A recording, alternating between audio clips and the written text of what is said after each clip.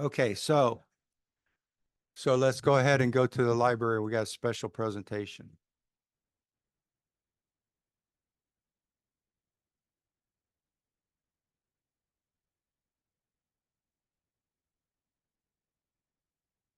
Hi, everybody. I'm Peg Dybel, and we have a little presentation to, well, it's supposed to be all up. Yeah. Okay. To commemorate a young man who served in World War II. So if I'm gonna read the PowerPoint to you for the purpose of the AV for the folks at home. Um, this is in dedication to PFC John Carruthers, who served in the U.S. Army from 42 to 44, and it's a tribute to the life and military sacrifices of an American soldier in World War II. John was born in Cambria, Pennsylvania on 19th January 1919, one of 5 boys in a family of 9 children. Brown-haired and brown-eyed with a sturdy stature of 5'8" and 150 pounds. He was the great-grandson of a member of the 3rd Ohio Light Artillery during the American Civil War, and John himself was a tough Pennsylvania coal miner employed with the Piper Coal Company in Mine No. 2. He registered for the draft on 16 October 1940 in Cambria County, Pennsylvania, enlisted in the U.S. Army at Camp Lee, Virginia on the 4th of February 1942. He trained in California, Tennessee, Pennsylvania, and New Jersey as an armored infantryman with the 47th Armored Infantry Battalion under the newly formed 5th Armored Division.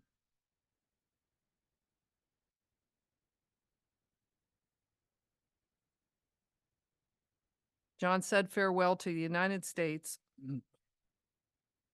as he passed the Statue of Liberty on embarkation from New York City Harbor on 11th February 1944.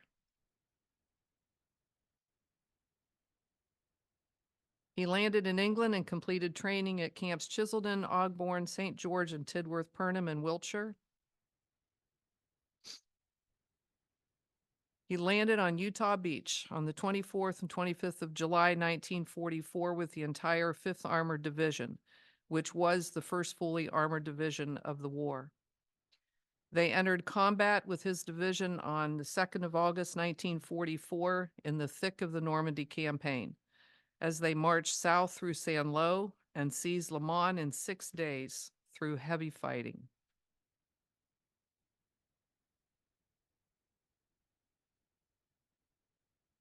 As part of Patton's Third Army, the unit proceeded to Arlington, helping to close the Arlington-Fillet Gap before advancing 80 miles to capture the Ure River line at Drew on 16th of August.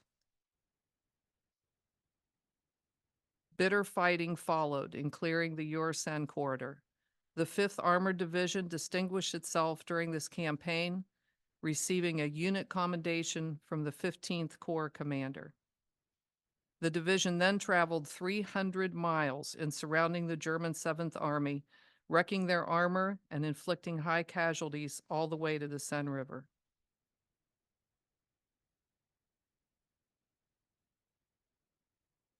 The now battle-hardened PFC passed through Paris with his division on 30th August before the unit was shifted to the 1st Army to spearhead the 5th Corps drive through the Compiègne Forest and across the Oise, the Yonne, and the Somme rivers.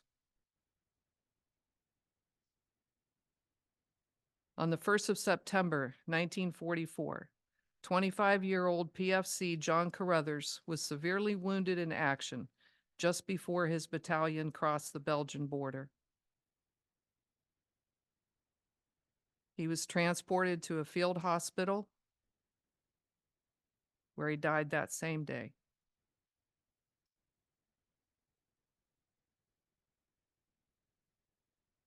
Today in the Normandy American Cemetery in Colbos-sur-Mer, France, a marker in Plot A, Row 23, grave 31 reads as follows: John Carruthers, PFC, 47th Infantry Battalion, 5th Armored Division, Pennsylvania, September 1, 1944. And this is a picture of the row that contains his marker.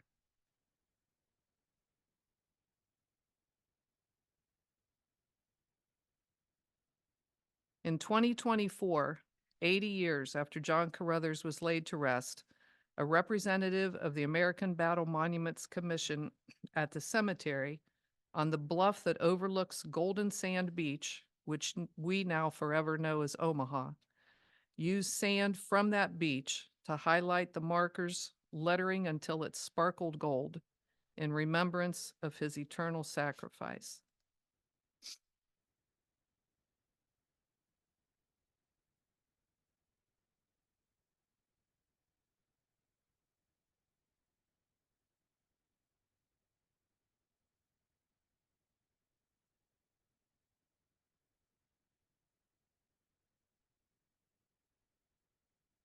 John Carruthers forever faces the beautiful waters of the English Channel, resting peacefully among his brothers in arms.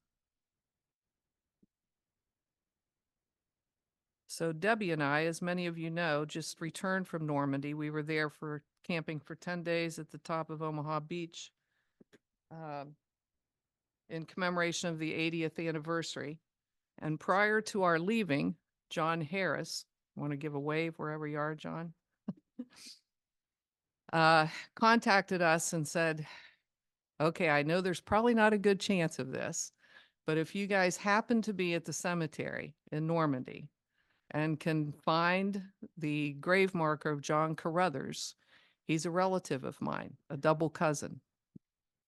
And so we sort of made it our thing to make sure that that happened, although we didn't know what all it was going to entail. We were with a large tour group and went there, unfortunately, before the 6th of June. So a lot of the cemetery was cordoned off. They were building all of the ramps for the special ceremonial presentations on the 6th. So we weren't able to do it that day. But on our last day there, before we drove back to Paris to get on a flight to come home, we went back to the cemetery, just Deb and I. And it was a perfect day to be there. Everything was opened.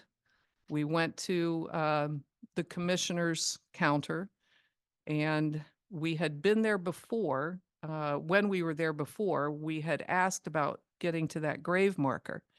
And the woman said, well, are you a relative? And I immediately lied and said yes, because I was afraid to say no. And so that's what we did when we went back. We were part of the Harris Carruthers family that day. And there was a female from the Graves Commission, the American Commission that's there in the cemetery, who took us out to the grave and took us through a small ceremony at that time. And Debbie taped this, so we're going to show that to you.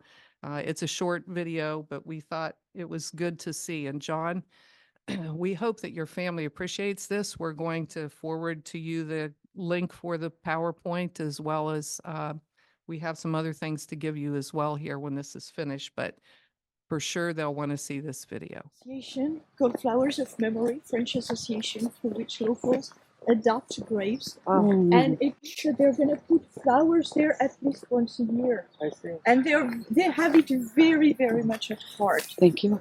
Which means that all of them have a French family caring for Oh them, my gosh. including the unknowns, which by definition do not. Oh. So it's... She's going to videotape things. Is that Sure. okay? Oh, good. absolutely. Could you please? Oh, a little bit close then. Oh, actually, he's on the first row.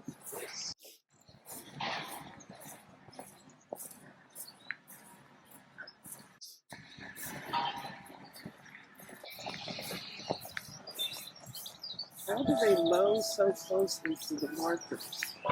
Oh, actually, they do it by hand. Oh my Literally gosh. by the marker. They have these kind of scissors. And they Little do. clippers. So they will go quite close, and the machines have kind of it's like a good tire, so that when they get close, they're not going to touch it or Okay. damage it. Yes. Okay. And then they finish literally with hand clippers. Unbelievable. Unbelievable.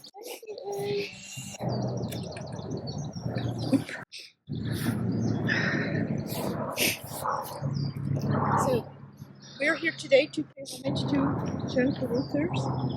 And what I'm going to do, I brought sand from Omaha Beach because no one remembers it today, but originally that beach was called Golden Sand Beach, and it has a beautiful golden, very fine sand that I'm going to rub on the headstone so that the inscription will stand out and look gilded, and it will stay there a few days until the wind or rain washes it off. That's wonderful.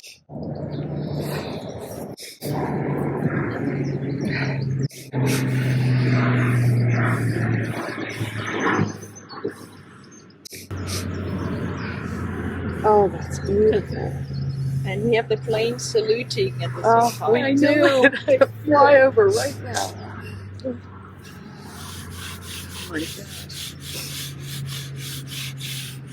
Oh my gosh, that's beautiful. And we usually put a set of flag, but here they are already there due to the celebration of June 6th. So you have an American flag on the seaside because they came from the sea, and a French flag on the land side because this is French soil that they gave their lives to defend. But if you wish, you can take this set of flag that was planted on the grave after your visit, and I will pick the new set. Thank you. It's wonderful. Thank you. Would it be okay if we put a few more around and then took them home to the family members? Look at that plane. Oh gosh. That plane was in the background.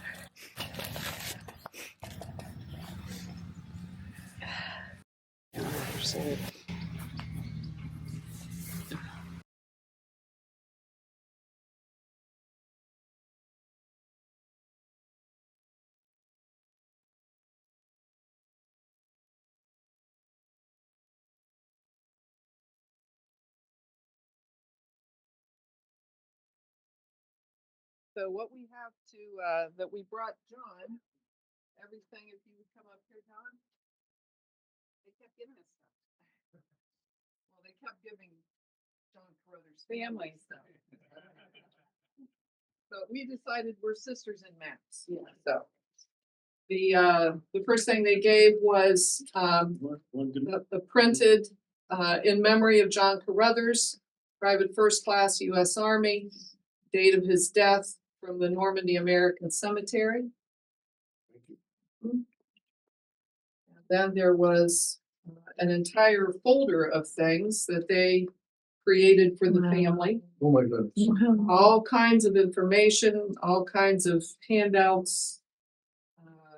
Very, very interesting. And then when we came back, I did a sort of a quick history of your cousin, and included most of it in the PowerPoint, but a lot more detailed information is in here. So we wanted to give you that. A couple copies. Yeah, we ran you copies for extra family members. And these are the flags that were there during on June 6th. She gave us that when all of the dignitaries were there. She replaced the ones that she pulled out. Give to you. And then they put other flags there. Have several.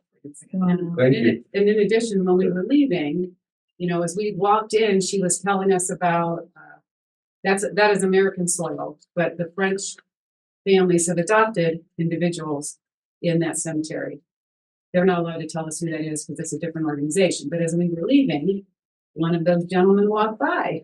So it's happy to be there. So she introduced us to him, and we took a picture of his card. So if you want to, you can reach out to them and maybe see who was taking care of his grave.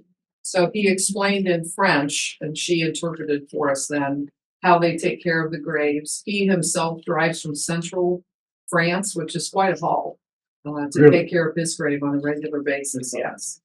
But, so your relatives, John Carruthers' grave has been adopted by a family in France, and because he was there, otherwise we would not have made that connection, but he just literally happened to be walking out when we were. So you might be able to figure out and correspond with the people taking care Well, I of want his to thank grave. you for. Okay, welcome. No, for- we want to thank you. Yes. We were like, woo! Yeah, we had a great trip, but this was the best thing that happened. As far as we know, it's the only Harris Carruthers family member died in the war. The reason it's really strange is that the Harris Carruthers family, there was my grandfather, George Harris, married Agnes Carruthers. Thomas Carruthers married May Harris. So that made double cousins. So this is actually my dad's double cousin. Wow. It was a pleasure for us to be part of this.